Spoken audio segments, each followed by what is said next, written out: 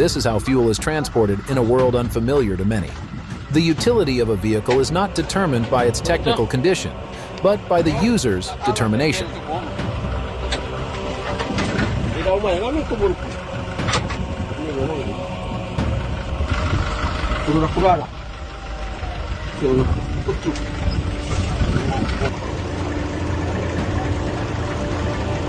Here, the unloading crew travels with the cargo, performing both maintenance and security functions.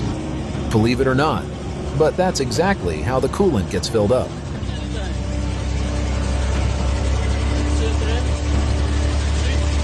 It's supplied to the cabin through a hose, where the radiator cap is permanently removed.